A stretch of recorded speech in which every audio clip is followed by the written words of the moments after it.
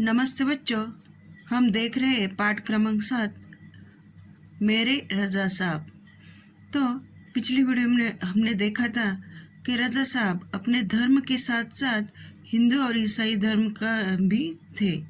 तो उन्होंने अपने स्टूडियो में गणपति की मूर्ति, क्रॉस, बाइबल, गीता, कुरान और उनकी माँ का फोटो रखा था।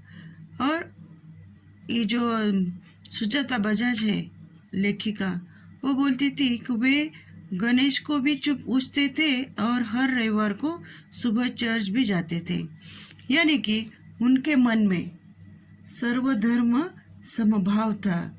अपने धर्म के साथ साथ सभी धर्मों का सम्मान करते थे, सभी धर्मों के प्रति समान भाव रखते थे। तो अभी तक यहाँ तक देखा था। आज हम उसके आगे का देखने जा रहे हैं। एक दिन जहांगीर आर्ट गैलरी में प्रदर्शनी देखते हुए किसी ने कहा, अरे यह तो एस.एच. रजा है। मैं एकदम सावधान हो गई क्योंकि मेरी सूची में उनका भी नाम था। मैंने उनके पास जाकर कहा, रजा साहब, आपसे बात करनी है। वे देखते ही रह गए। उन्होंने मुझे इंटरव्यू दिया। बहुत सारी बातें हुई। अचानक मुझसे पूछने लगे कि आप और क्या क्या करती है। मैंने कहा, मैं कलाकार हूँ, पेंट करती हूँ। वे तुरंत खड़े हो गए और कहने लगे, चलो तुम्हारा काम देखते हैं। तो इस पैराग्राफ में हम देखते हैं कि जो जहांगीर है, मुंबई में जो जहांगीर आर्ट गैलरी है, उधर प्रदर्शनी देखने के लिए बहुत सारे लोग आए थे। और उसमें से किसी ने तो बोला, ये तो कौन है, ये जो एस.एच. रजा है। तो ये एस.एच. रजा मीन्स कौन?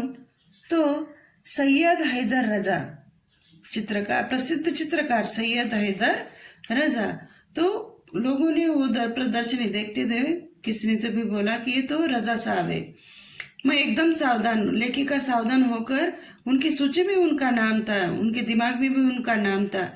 तो उनके पास जाकर और रजा साहब से उन्होंने बात की और उनसे इंटरव्यू दिया। बहुत सारी बातें होने से बाद ये जो रजा साहब है, उन्होंने पूछा, आप क्या क्या करती है? तब उन्होंने बोला कि मैं एक चित्रकार हूँ, पेंट करती हूँ। तो उन्होंने तुरंत खड़े होकर बोला कि मुझे तुम्हारा काम देखना है। चलो, किधर है तुम्हारा काम, दिखाओ। इस तरह वो कलाकार के प्रति बहुत रुचि रखते हैं, ऐसा दिखाई देता है। उसके बाद देखो बच्चों, मैं सोच में पड़ गई। मेरा काम तो पुणे में है। उन्हें बताया तो वे बोले, चलो पुणे। ताज होटल के सामने से हमने टैक्सी ली और सीधे पुणे पहुंचे। उन्होंने मेरा काम देखा और फिर कहा, आपको पेरिस आना है, आपका भविष्य उज्जवल है। अब जब ये इधर बैठे थे, जहांगीर आर्ट गैलरी में प्रदर्शनी देख रहे थे, तभी उनकी मुलाकात रजा साहब से हो गई। और रजा साहब की जब सुजाता बजाज ने, ये जो लेखिका है, उसने इंटरव्यू लिया, उसके बाद उनको पता चला कि ये जो रजा साहब है, उनको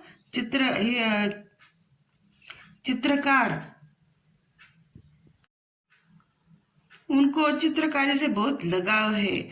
जब उन्होंने बोला कि मैं एक चित्रकार हूँ और पेंट करती हूँ, तभी उन्होंने उसके चित्र देखने के लिए तुरंत मांग की। और ये जो लेखिका है सोच में पड़ गई कि हम तो यहाँ मुंबई में है, हम अभी उनको पुणे के चित्र कैसे दिखाए। तो बोले चलो, वो तो तुरंत बोले, चलो हम चलते हैं पुणे। और उन्होंने क्या किया, ताज होटल के सामने जो एक टैक्सी थी, सीधा वो पुणे के लिए तय कर दी और वो उनका काम देखने के लिए पुणे पहुंच गए।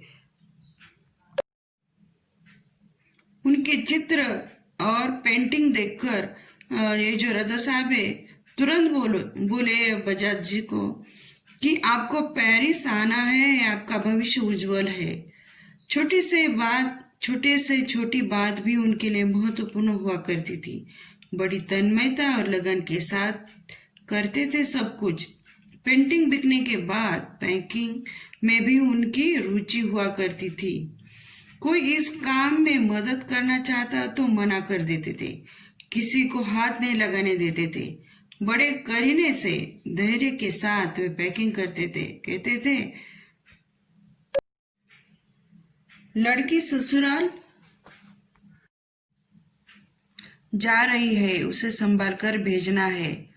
जब वे किसी को पत्र लिखते या कुछ और लिखते थे तो मत पूछिए, हर शब्द हर पंक्ति को नाप तोल कर लिखते थे। फूल उन्हें बहुत प्यारे थे।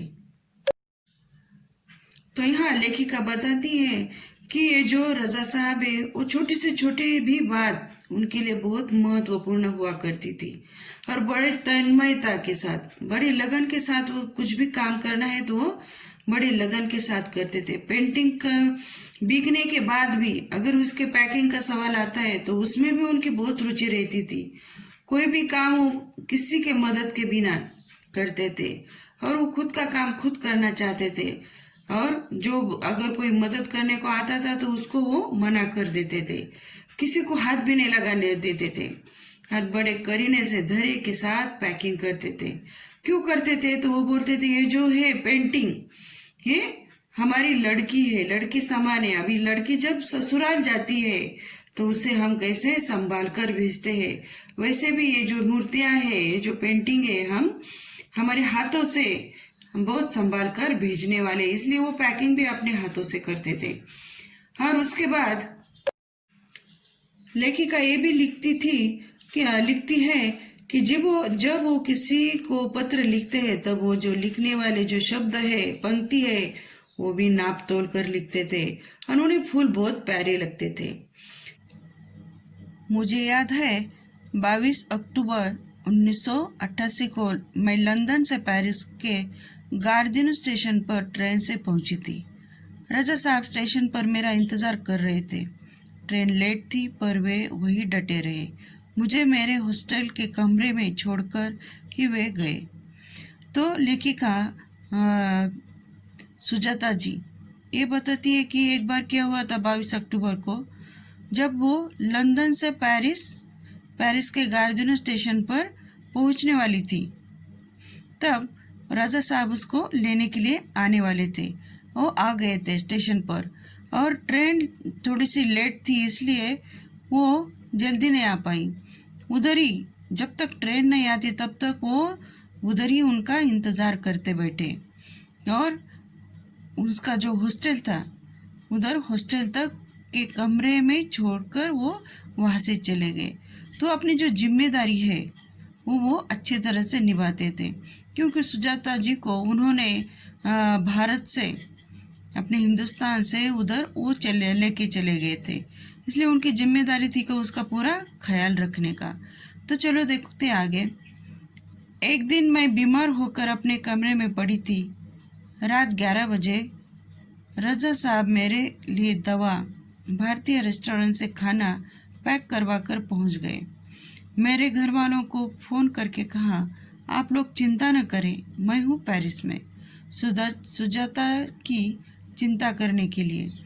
और ये जो लेखिका बता रही, उसकी यादें बता रही कि एक दिन क्या हुआ था, वो बीमार हो गई थी, अपने कमरे में लेटी थी, सो रही थी। तो रात के 11 बजे रजा साहब उसके लिए दवा और भारतीय रेस्टोरेंट से खाना पैक करवा के लाया था। और घर वालों से भी फ़ोन करके कहा कि आप लोग क्या ना करें, चिंता न करें, मैं हूँ पेरिस में, वह सुजाता जी की चिंता करने के लिए। तो बच्चों, इसके आगे का हम अगले वीडियो में देखेंगे। नमस्ते।